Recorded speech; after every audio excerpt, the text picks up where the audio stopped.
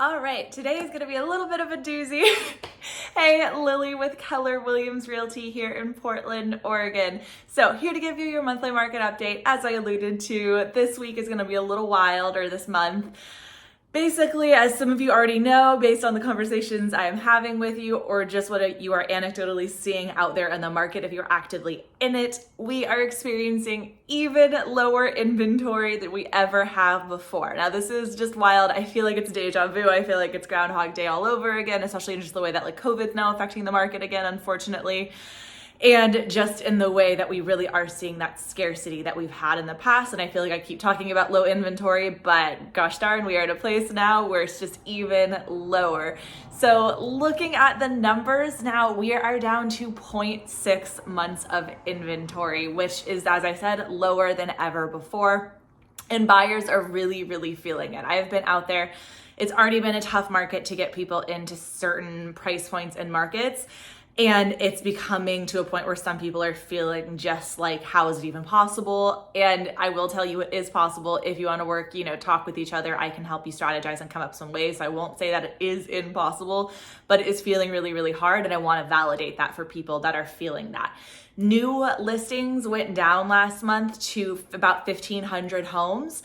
And where you really feel that is that, yes, we are going down to that lower number, and the demand is just so high, because you'll see that also we had higher than that of pending sales of 1,900 homes going under contract, and then closed sales coming up to 2,500 homes being sold to new homeowners. So we're really in a place right now where there is just such a high demand from buyers and such a hesitancy from sellers. And we have seen that the last few years, but it does seem to becoming even more intense again, like we saw near the beginning of the pandemic. And where that plays out is because we're seeing really similar trends to the beginning of the pandemic. We are seeing a lot of people being hesitant to sell their home again because the market is getting so tough. So there's a lot of people out there that are thinking, well, when I go to sell my house, where am I going to buy my next home? And then they're also looking at it like, hey, I've had conversations with sellers recently where they're like, hey, I'm really scared about Omicron. They are in a place again, similar to the beginning, where they're like, I don't understand this. I am scared for my family, not really sure if I want to have people coming into my home anymore, because unfortunately, even if they're fully vaccinated, they're not feeling fully secure. So we are in a place where there's just that greater hesitancy, people saying, hey, we're going to hold off on selling for a few weeks, a few months, until the spring or what have you. And it just puts us in a similar place that we've been in before, where it's just creating this space where buyer demand is still really, really high. And those sellers are not sure if they will even want to go on the market. What I will say for this is, if you are someone who is thinking of selling, definitely think about your health, think about your safety. Those are huge concerns and something we can chat about, ways that you can kind of coordinate things, only showing your house at an open house. That way it's just really secure and small, making sure you're away for the weekend so you don't even have to deal with people, clean it after, whatever we have to do. Luckily, the demand for your house is so high, it wouldn't usually be that long that you would even have to be on the market. And this is just clearly such a good time to sell your house. I mean, if you look at it right now, as we head into the spring, it's going to get even hotter. And so with that, there are going to most likely be more houses on the market, which is, good for buyers. We'll talk about that in a second. So if you are able to sell your house right now, it can be a really, really advantageous time. Buyers are having to use stronger terms than ever.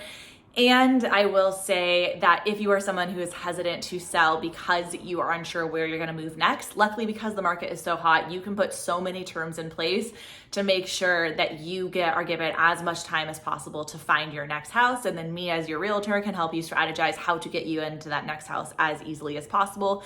I have, used terms for people where you're given up to 2 months, sometimes even free, in the home after closing. So that's an extra 60 days plus that 30 of the transaction to stay in the house, find your next living situation. So 90 days is a really good amount of time to find your next house.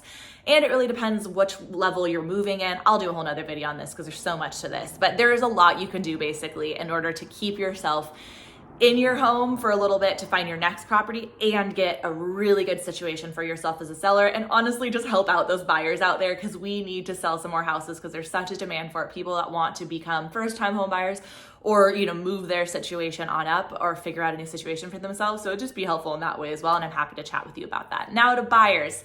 So for you, yes, this is a really, really hard time. It's already been a hard market for buyers, but we're definitely feeling it extra at the moment. So I definitely want to validate that if you are out there and you're feeling stressed about the market, it is getting a little bit tougher at the moment.